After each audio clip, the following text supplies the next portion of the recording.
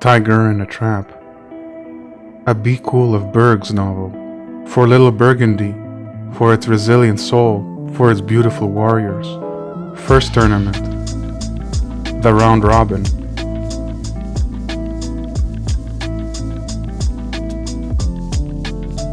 Bout 1, the ring walk. Tick-tock, hands sliding on the clock. Tick-tock, many hours to go. Yo, believe it, life was rugged for real. Work, work, work, at home, at school, and now Chia at the sandwich place. Bokul got loaded with like a billion chores. God damn. Worse, she felt like she didn't really kick it with real life no more. No joke. Like half the people order her around like she was their maid, and the other half sniffed her like she was some nasty shit in a bucket. For sure though, life was all about suffering. That part, she got real young. It was like she owed somebody some dough. And now, time's up, motherfuckers. Time to pay up by suffering. At home was one thing, cause her family hated her, so she expected to suffer. But out here, in the outside world, stress was just brutal. No joke. One of the whack things about making sandwiches for a living was that she was constantly hungry, so she often nibbled on stuff all the time. Luckily, at 11, the lineup wasn't so bad. Just the occasional customer coming in every 10 minutes or something. Time to go Stallone on this shit. She pictured herself as America's favorite fictional boxer, wrapping gauze bandages around her fists. Yeah, true, she was a short, skinny brown girl. That much be obvious, but she knew that deep down, where it mattered, she was a killer. Like take the cover of the Long Live A$AP album, and blam, put her on it, but like she be rocking the flag of Bangladesh. Rep your homeland, boys and gals. Yeah. She pictured herself like Mr. Balboa for real now. She saw herself reliving highlights of Rocky. Yo, she be running up the steps of the St. Joseph's Oratory, like instead of the Philly Museum of Arts, to show that she can endure and never give up. She be on the ropes after getting beat up pretty badly by Apollo Creed, who represents the so-called privilege of living in a land of opportunity, but being nothing less than the age-old exploitation of the weak by the strong in a materialist society where being in the spotlight was tied to making a living. Have faith, like never surrender, go the distance, her eyes be on what mattered most, a connection to love, where she found her sense of belonging, purpose, and yeah, humanity too. Yo, she be screaming, Moni Chaudhary, instead of Adrian. Imagine this, someone find and make a statue of Bokul in boxing shorts and a wife beater, and Mickey Goldman be there, and he'd be like, definitely a thing of beauty. A little recognition, anyone? No? Aye, have break, kid. Sheesh. So was it all 100% bad? True talk. No, it wasn't all beat downs and bruises. She could play her music here, which was like her salvation, and she was real close to school. And yo, of course, she was in downtown. Brah! Big up to all the stores out here that showcase nice threads. Love ya. Food was one way to make her feel better though. There'd be plenty of opportunities to eat small slices of olives and tasty tomatoes, and plenty of chances to lapse into warm memories of being with the bestie. Yo, that gal was fire. Speaking of which, Moni should be coming in just about now. Eyes on the clock. Yep, it's about time. Bokul flexed her thigh muscles and wiggled her legs in excitement.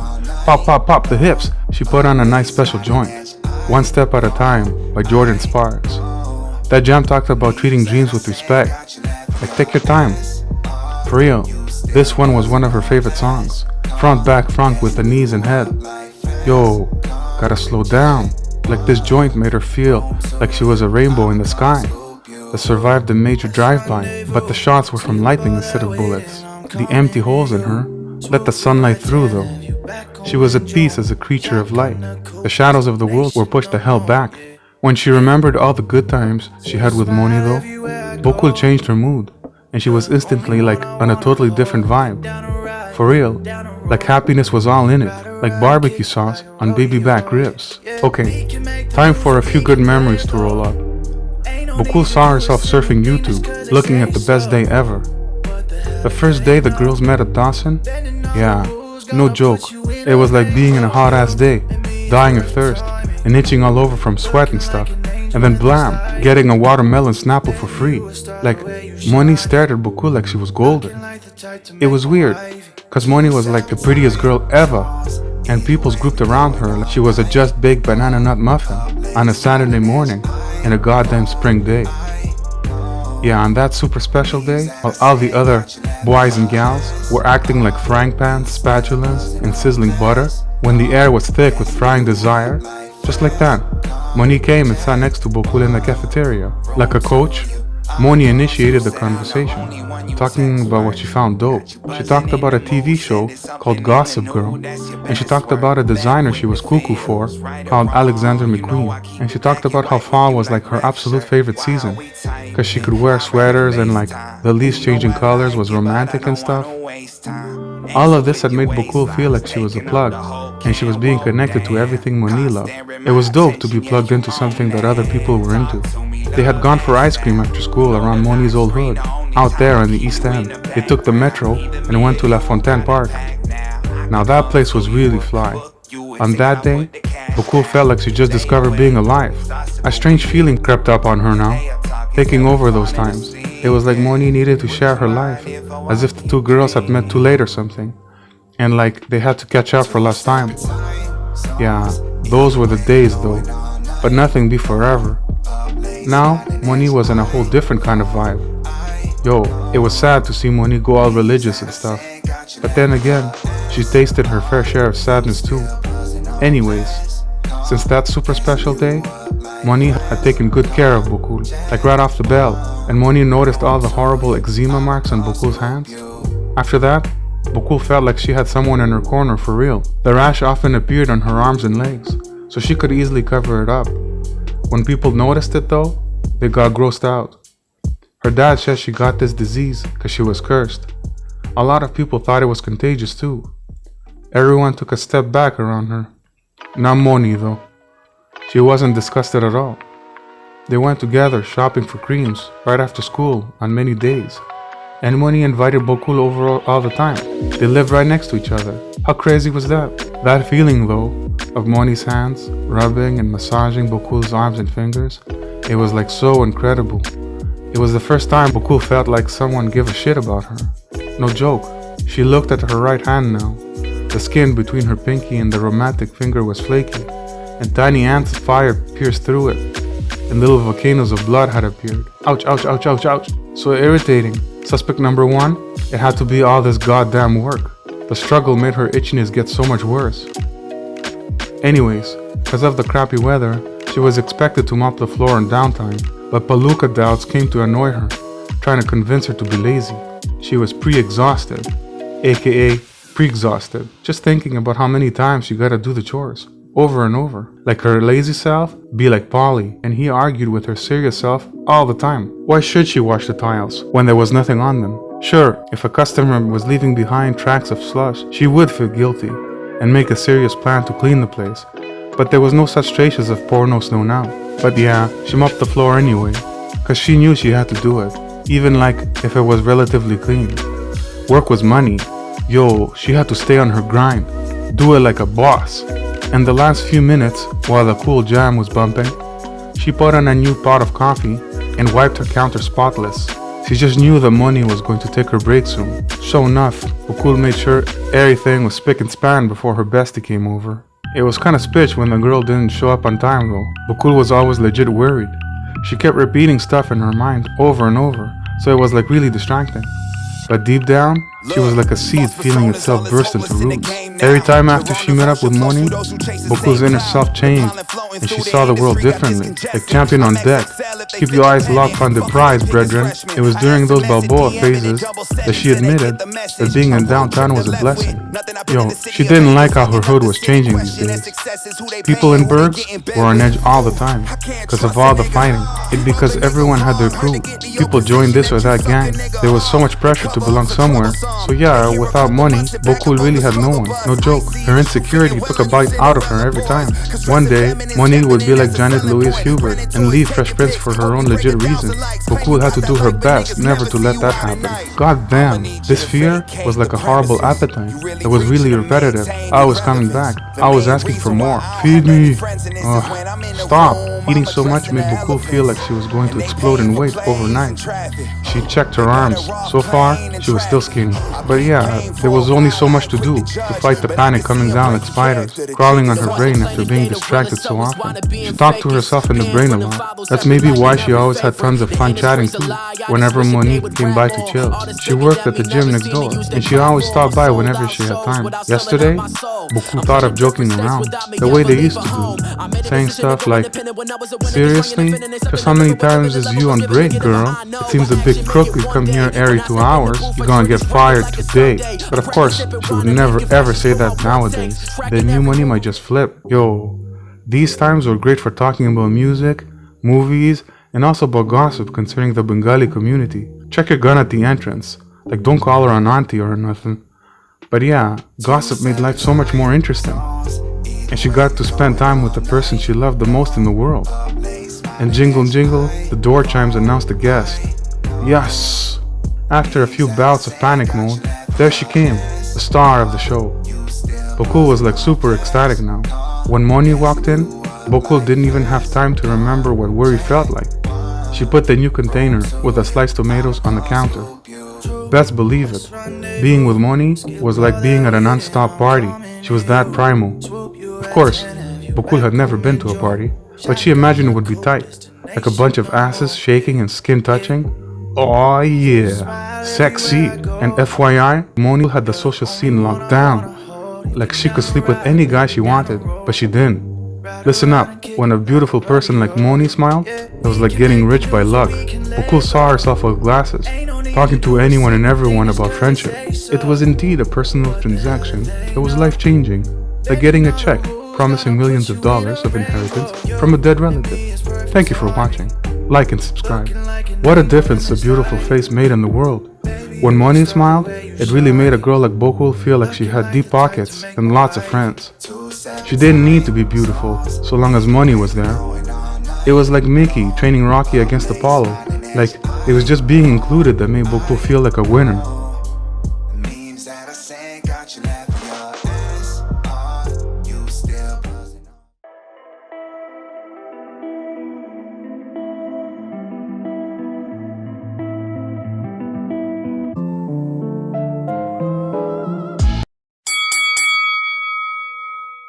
Round 1. Hey yo, let the ring girls out and get your blood pumping.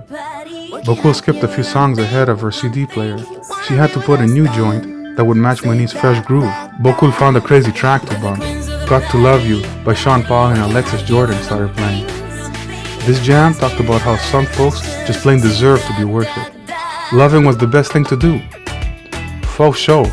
This gal looked so jazzy with her Gucci scarf wrapped around her head, bobbing back front back to the music now. Like the way her jawline curved so smoothly, sticking out so much more under that ace hijab. Bokul felt so privileged by being in this girl's presence. It was so blessed. Salam alaikum, Moni said. Amazing. Her smile was like a Bulgari diamond blue mother of pearl watch, a snapshot pic for the magazine, bitches.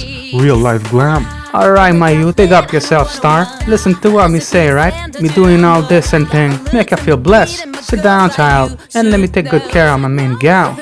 Bokul said, popping out her fake Caribbean accent. Moni shook her head.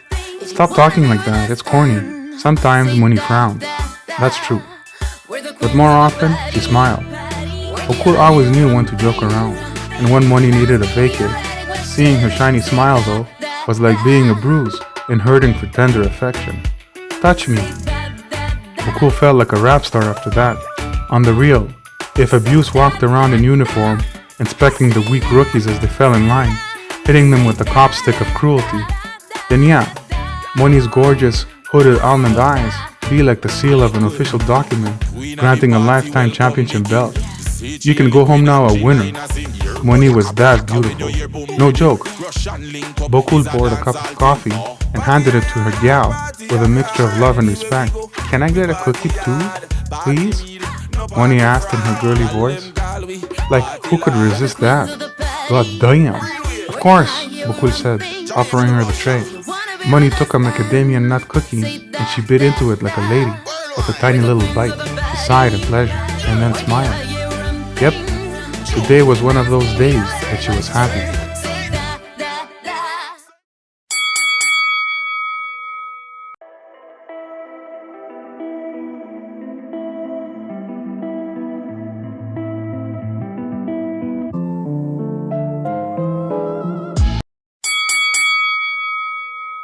Round 2. Amused at her previous amazement and desiring to connect, Bokul mentioned this curious phenomenon that was her appetite to Moni.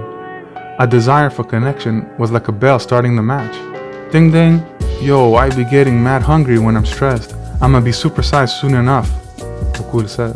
Sipping her cup of coffee, Moni stopped checking her phone, which had a jeweled encrusted case with Kim Kardashian posing, head turned to the back, while she be showing off that fat donkadonk. Moni smiled, but then made a bad face, making an exaggerated overbite and then making retarded sounds.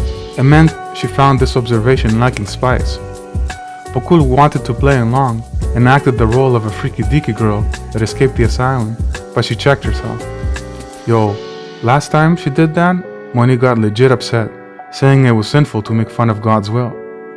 But here she was, making retard sounds herself. But those people were innocent though. They got served the dish with the expiration date already passed. It could have been her, you know? These thoughts embarrassed Bokul, and she lowered her gaze, cleaning the counter again. Then she felt Moni's hand. Sorry, didn't mean to hurt your feelings, but seriously, what did you expect? Shrugging, Bokul twisted a lopsided smile, a forced expression she had learned from Moni, to show that she was sorry if she was annoying. Recognizing her own body language, she smiled in the same way.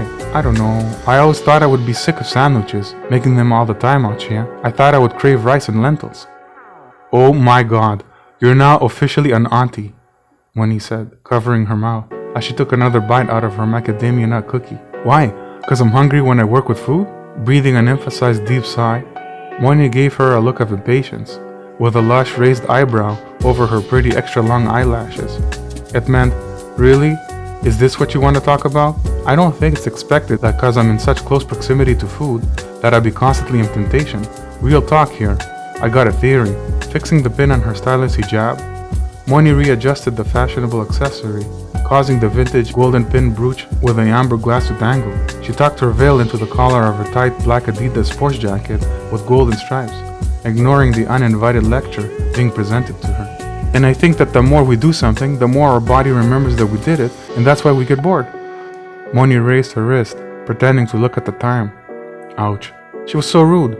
Obviously she didn't have a watch on her today, so it was meant to be a sign for Bokul to stop being so lame and wasting precious time. And the only way to remove boredom is we imagine we just died and came back to life. Bokul sighed and started panting. Moni was looking at her uncolored fingernails with disinterest. I swear, every 30 minutes I imagine I just died, and like an angel rushes down from the clouds and uses a defibrillator on me, Bokul said, acting it out. Hey yo, you best lay off that chatterbox, bitch. Psh, you pissing me off right now. I'm about to backhand the spices out of ya. Psh, dumbass brown hoe. Too damn cheap to get a therapist? Kill yourself and get reincarnated someplace else. Shut your monkey mouth up if you don't know better. Hey yo, put a cock in it, Moni said in a deep black guy voice. Bokul laughed. Moni did a better black imitation than anyone. Pagol sagol, Bokul muttered, shaking her head. Huh? Say what? That sounded like fob talk. What you call me? It means crazy goat in Bangla.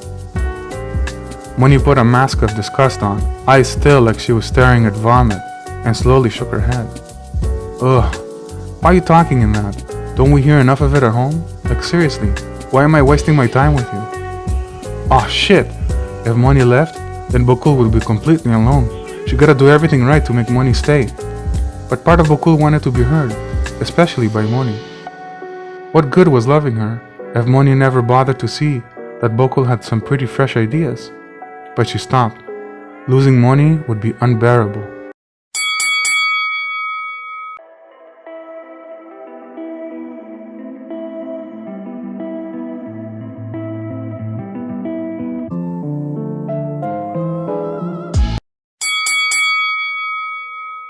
Round 3. Luckily, it was all a front. Moni shook her head again, but she didn't leave. Sure, she wasn't interested to find out if there was a link between repetition and a perpetual state of desire. But that ish wasn't important. What mattered was that Bokul would get a chance to spend more time with the greatest of gals, share some private moments, as a nice jam would be playing in the back. Taking a few sips of her coffee, Moni logged in and out of Twitter and then came closer, holding the collar of her sports blazer as if hidden behind the zipper were knockoff expensive watches. "Did you hear about Fauzia?" Moni asked. "Rakim Auntie's daughter?" Bokul threw in. She was so relieved that Moni was willing to have another conversation. "Yeah, her. She ran off with a boy." "What?" "I know." Involuntarily, Bokul's eyes popped open at the thought of danger. "What? Is this for real?" "Yeah, that's what her cousin told me," Moni said, nodding her head like a salmon, going down the waves in slow motion. Bokul took a deep breath. She didn't know what to say to this news. Part of her was intrigued that a girl from her country eloped to pursue true love, but another part of her became legit afraid of a bad ending. These things don't end well. True talk. "Who's the boy?" "I don't know. He's Sikh though," Moni said, the last word carrying a tone of something unpleasant.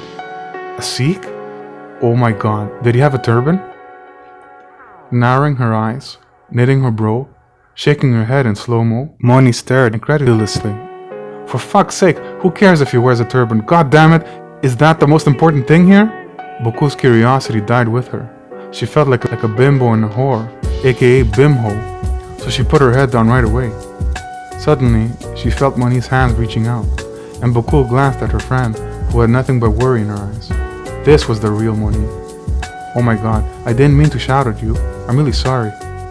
Breathing in relief, Bokul looked at Moni's beautiful smile. All suffering was worth it if at the end of it all, Bokul could see this. Hey yo, this like had to give her mother a heart attack or something. Silence crept up between the girls again, like a TMZ reporter in the bushes. Yeah, like Bokul didn't say that to make Moni talk again, but cause there was an awkward empathetic pain in Bokul's heart for that other Bengali girl. Like if Bokul's heart was an apple, then it'd be like it's been tossed in a lunchbox and part of it was now mushy. Like don't eat it, don't even go near it. Listen, Bokul wouldn't have done something crazy like that. No way.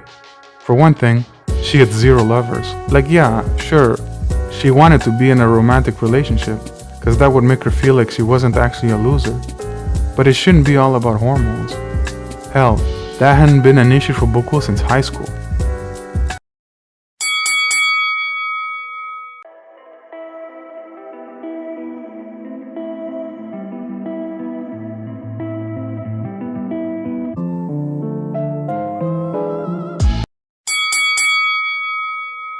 Round 4. How sad for the mother, though, to have her gal elope. Didn't Fauzia have a younger sister? What's gonna happen now? And like, why did it have to be this way? Why must Bengali mothers and daughters not see that they needed to talk about these issues? Wasn't it enough that their dudes treated them so ill? Now they had to like injure each other too? These thoughts were dismissed when Bokul noticed that Moni had stopped talking. Wow, that's some intense 411, Bokul added, to put a medal on this information, to praise it as the champion of all news.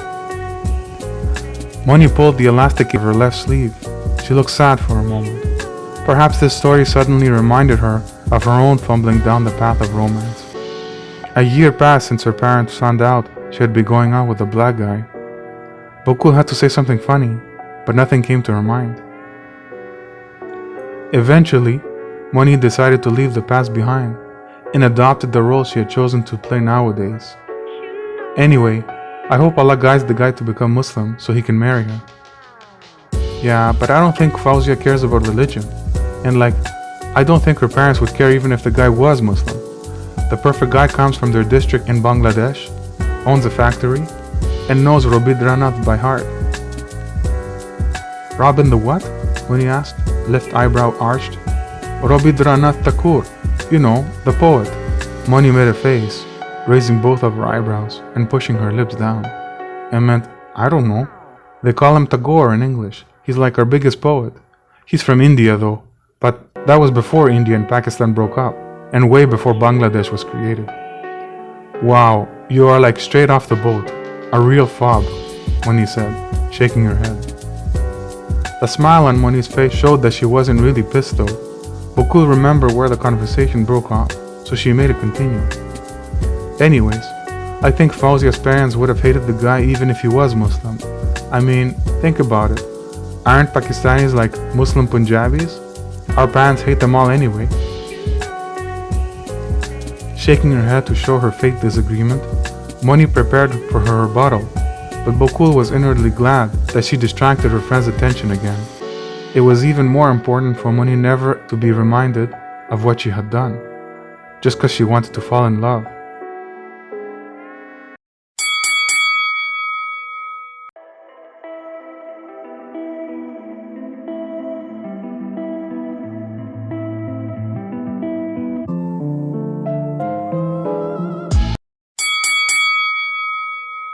Round 5. Bokul gave her friend another cookie, chocolate chip this time.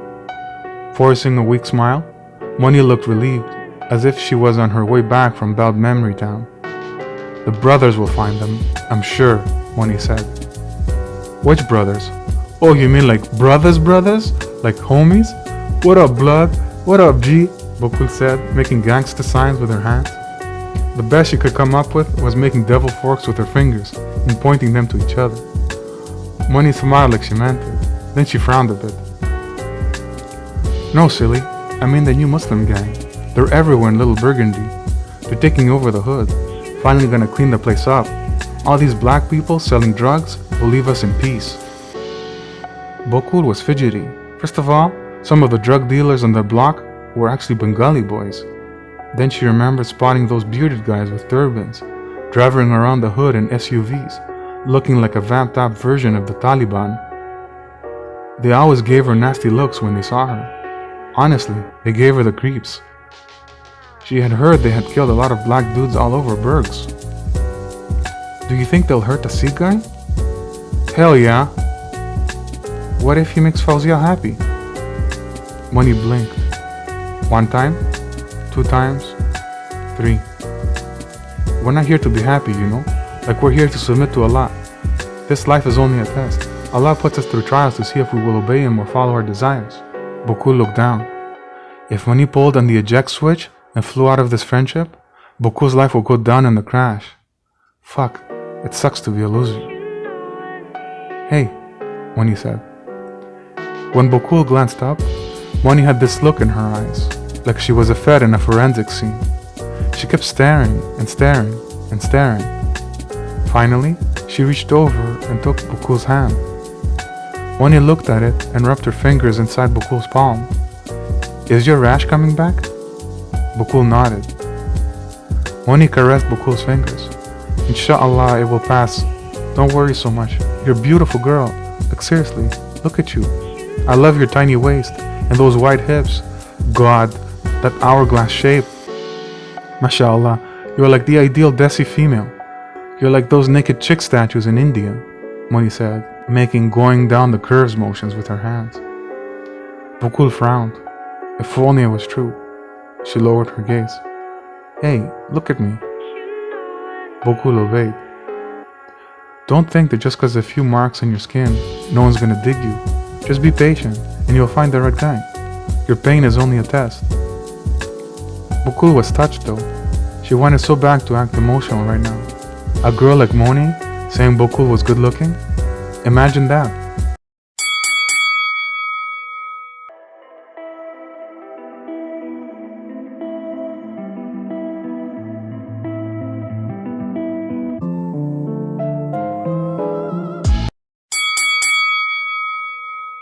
Round 6.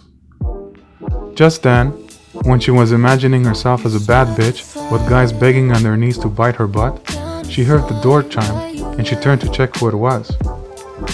The outside door swung open, and through the looking glass, she saw a tall white dude coming by the inner door into the restaurant.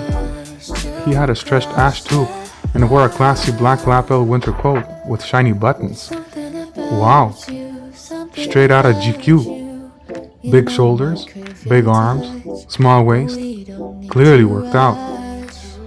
And he was like so tall, relatively speaking of course, since everyone was tall next to Bengalis. Check it though, this guy looked like his tallness was so natural.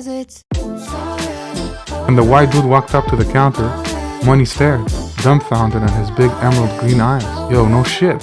He'd be as gorgeous as Hrithik Roshan. Like a transformer changing into a sophisticated spy tool. Bokul's ears amped up like a detector listening device. She heard the song change so clearly. Bam Bam by Carrie Hilson. It was a real sexy jam, bigging up feeling hot. What? Ermergerd. This song, plus this goddamn looks of this guy, made her feel so strange. Can it be that after all these years, was she like getting horny now? She looked to Moni for support, but check it, the gyal was affected too. Taking off his hat, pulling his long hair back like they was in an ad for a perfume, he nodded at Moni like saying what's up. But she just stood there. This was a very unusual thing for Moni to do, blushing like a shrimp in an ice packet. Tightening her lips in a circle, as if she was a kettle, blowing off steam, she exhaled in one long breath. I gotta go, I'm late. Talk to you later. Swerve! Moni scurried away like a toddler who was trying to prevent a catastrophe in her pants.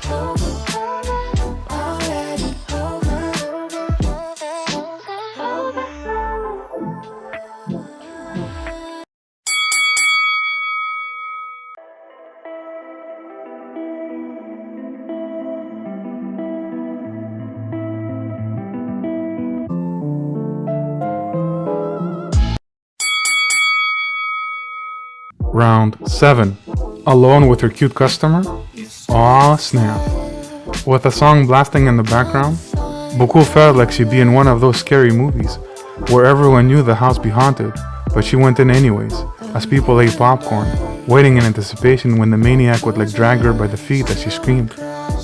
Hi, the flower-stalked-eyed man said.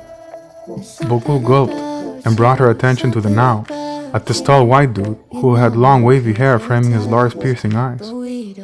Yeah, she knows that back home folks put a lot of emphasis on fair skin and all of that, but she didn't hold that against the people if they look good according to shitty standards. It was nice to see something new, you know?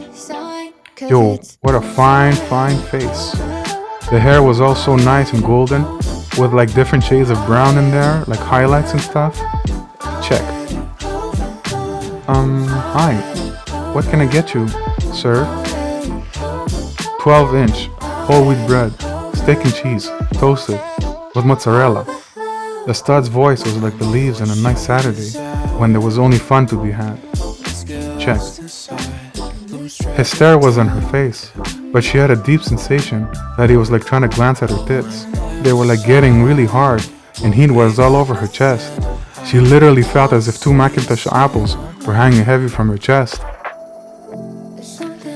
She turned around, and it was like fake staring at the oven, her back to the customer. Maybe he was like checking out her butt. She turned her head a bit, and yes, he was totally staring at her whoopie cakes. Check. She looked at the digital numbers, counting down from 20. Lots of time to get a show on. Yo, get a good look, boy. At the cash register, he offered her his debit card. She fumbled with the buttons on the machine and dropped his card on the counter. When she looked up, she saw that gorgeous smile in his face. Check. His too big for a white person lips were like the petals of roses. Can you kiss my neck? Oh fuck yeah. Check. You didn't ask me if I wanted a combo, he said playfully. That smile. Goddamn. She felt warm in her heart and in other places too. Oh, sorry. So, would you like chips or maybe cookies? I just baked a batch. Surprisingly, they're not as fattening as people think. And even if they are, if you limit it to a cookie a day, it's not that bad. Apparently, if you eat something small every 3 hours, you give your body enough energy and you don't need to eat anything else. It's all about the liver. Gotta keep it clean of toxins. I myself eat at least 2 cookies a day. Look at me. Do I look fat? I'm telling you, sometimes I feel like the Republicans are right. Like, don't tell anyone I said that, okay? But like, enough with the gluten-free organic stuff. Like, food should be tasty. Know what I mean? Like, shit. If I didn't get any pleasure from good food, I'd be like having no pleasure at all in my life. Know what I mean? Uh-oh. Wait a minute. She was taking deep breaths now. Was she babbling just now? Oh god. Why can't she control her brain and mouth for once? She found the whole thing very amusing though. Such a nice smile. Sign this paper please, and this female will be yours forever. Smile, smile, smile. Yes! Sold! Now let me kiss you. Yeah, that's true. I know what you mean. So get me 2 double chocolates, please. Thanks. A string of irresponsible stupidities came in her mind. Like, double chocolate times 2, huh? Good stuff, man. Good choice. Thank God she kept her head cool. Their hands touched when she gave him the debit machine. He punched in his code, then took his card back, and went to fill his cup with a drink. Root beer. I love that stuff, he said, catching her eyes. For some bizarre reason, his choices excited her. Why? Who cares? Even though he was done, he stood there looking at her. He stayed there, 1.5 meters away, staring at her for a really long time, like they were friends at first sight type of thing. It grew less and less awkward, almost as if they had met before somewhere. Finally, he nodded and was on his way out. Going, and there, he was gone. Phew! What a crazy situation that was. Still, Bokul couldn't stop smiling, cleaning the counter, rubbing the back of her neck, thinking of the cute guy, and how fascinating his eyes were, and how nice it must be to be seen with a tall man. The feeling was so powerful that she couldn't even remember what depression felt like.